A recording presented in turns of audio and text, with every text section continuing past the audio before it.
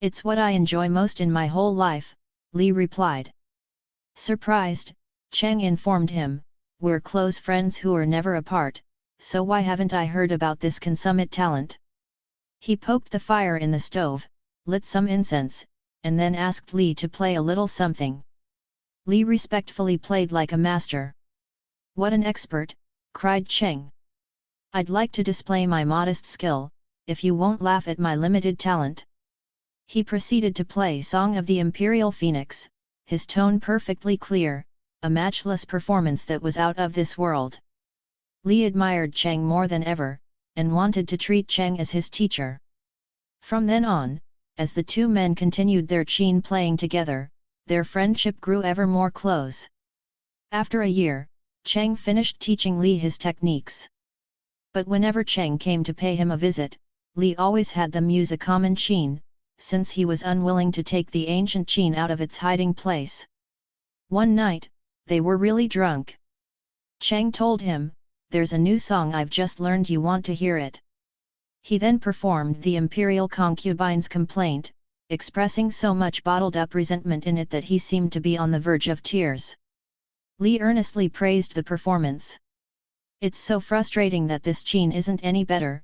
If it was a really excellent qin, its tone would be truly transcendent, Cheng lamented. Li joyfully replied, I have a qin stored away that's quite rare, compared to ordinary instruments. Now that we've become such dear friends, how can I keep it a secret from you? Then he opened the compartment, carried out the bag, and unveiled the qin. Cheng took his sleeve and wiped the dust from the instrument, then set it on the table and began playing the song again, the strings responding fluidly to each of its sections, as he gave a performance of entrancing excellence. Li beat time and afterwards was speechless. Such clumsy playing, remarked Cheng, betrays this marvelous qin. If I could give my wife a chance to perform with it, then you'd have a few sounds worth your hearing. Li, surprised, said, it's hard to believe that your wife is skilled at playing the qin, too. I learned the skill from her, replied Cheng. It's a pity that I can't listen to her play it in her room, due to the inconvenience, Li sighed. Cheng told him, we're practically family, so you don't need to feel self-conscious about it. Tomorrow, if you'll please bring your qin, for propriety's sake we can place her behind a curtain for the performance. Li was pleased at the prospect. The next day, he took up his qin and went to see Cheng. The assistant magistrate set out provisions for them to drink merrily together. Soon, just as Li took the qin inside, someone turned and rushed to take a seat. He immediately glimpsed a beauty concealed by a curtain, and instants later, a fragrance flowed from beyond it. In moments, there came the sound of the qin strings gently being played, and as he listened, Li couldn't tell what song it was, but he felt moved to his very core, like a musician's soul was flying over him. Once the song was finished, he proceeded to peek behind the curtain, where he saw a woman of about 20 who was uniquely lovely. Cheng enthusiastically encouraged Li to drink up, and when from behind the curtain the strings began to play writing poetry in a leisurely mood, Li became even more overwhelmed in body and spirit. He continued imbibing until he was quite drunk, then left his seat in order to take his leave, and asked for his qin. After drinking so much, Cheng advised him, you need to take care so you don't slip and fall with it. Come back tomorrow, and my wife can do her best to perform even better. Li went home. The next day when he came to visit, he found Cheng's office and house quiet, with only one old servant answering the door. When he asked where Cheng was, the old fellow explained, at the 5th watch, he left with his wife and children to where, I have no idea, and said they'd be back in 3 days. On the 3rd day, Li went to wait for their return, but by nightfall, there was still no news of them. The more he thought about it, the more suspicious he became that he'd been done wrong, so he broke the bolt fastening a door and peered inside the house. It was completely empty, with nothing but a table and a bed still there. When he informed Cheng's superiors, they figured an accident might be the reason for Cheng's absence. Li mourned the loss of his qin, disdaining all sleep and food,